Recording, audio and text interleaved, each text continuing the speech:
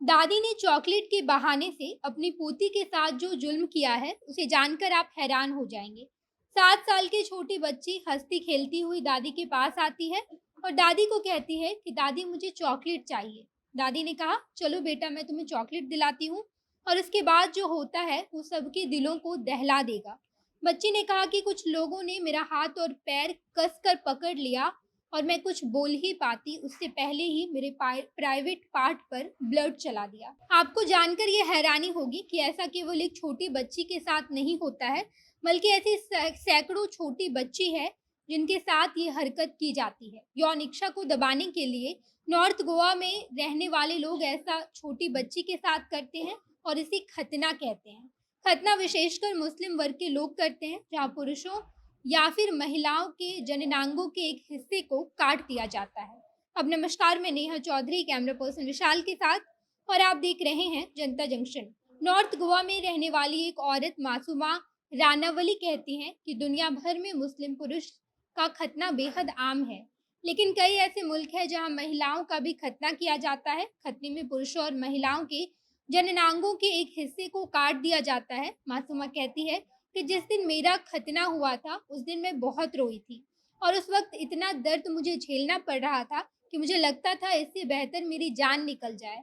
मैं बिल्कुल नहीं समझ पाई कि आखिर इन लोगों ने मेरे साथ ऐसा क्यों किया। उस वक्त मैंने ये सवाल भी उठाया था, लेकिन इसका जवाब मुझे किसी ने भी नहीं दिया और मेरा बचपन केवल इस सवाल के इर्द गिर्द घूमता रह गया कि आखिर इन लोगों ने मेरे साथ ऐसा क्यों किया है। मेरी खुद की ही दादी ने मुझे इतना बड़ा दर्द दिया है। इस बारे में जब मैंने अपनी दादी से पूछने की कोशिश की, तो उन्होंने बड़ी ही सख्ती से मुझे ये हिदायत दी थी कि इस बारे में मुझे किसी से भी कोई भी बात नहीं करनी है।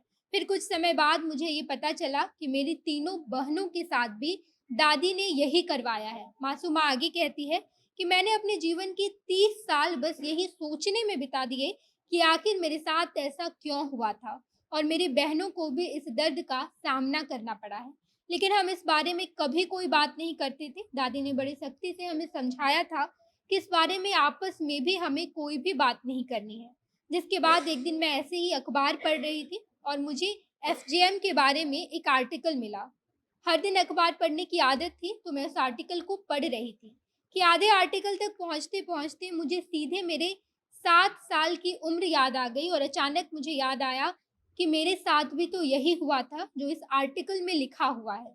और इसके बाद मुझे पता चला कि ये एक प्रथा है जो महिलाओं की सेक्सुअल डिज़ायर को कंट्रोल करने के लिए करवाया जाता है। और ऐसा माना जाता है कि जो भी मुस्लिम महिलाएँ ऐसा करवा लेती है, वो पवित्र हो जाती है। बस वही एक पल था जब मैंने सोच लिया था कि मैं इस परंपरा को खत्म करूँगी, ताकि जो मेरे साथ हुआ वो मेरे कम्युनिटी के आने वाली किसी भी बच्चियों के साथ ना हो। जिसके बाद मैंने स्पीक आउट नाम की एक संस्था बनाई और अपनी ही तरह कई सारी मुस्लिम महिलाओं को इस संस्था में जोड़ने लगी। जब कुछ महिलाओं ने मासूमा के साथ खड़े होने का फैसला लिया, तो उसके बाद मासूमा एफजीएम को खत्म करने के लिए सामाजिक और कानूनी अभियान चलाने लगी। मासूमा कहती है, जब मैंने इस प्रथा के खिलाफ आवाज उठाई थी तो उस वक्त मेरे ही कम्युनिटी के कई लोग मेरे खिलाफ खड़े हुए थे, लेकिन वहीं कुछ प्रतिशत लोग ऐसे भी थे जिन्होंने मेरा भरपूर साथ दिया। चाइल्ड अब्यूज पर काम करने वाली एक फिल्म मेकर इंसिया दरीवाला जी से जब इस बारे में बातचीत की गई, तो उन्होंने कहा कि मेरा खतना नहीं हुआ है, लेकिन मेरे घर में बाकी सभी महिलाओं का हुआ है, क्योंकि उन महिलाओं ने इसके खिलाफ कभी कुछ आवाज नहीं उठाई।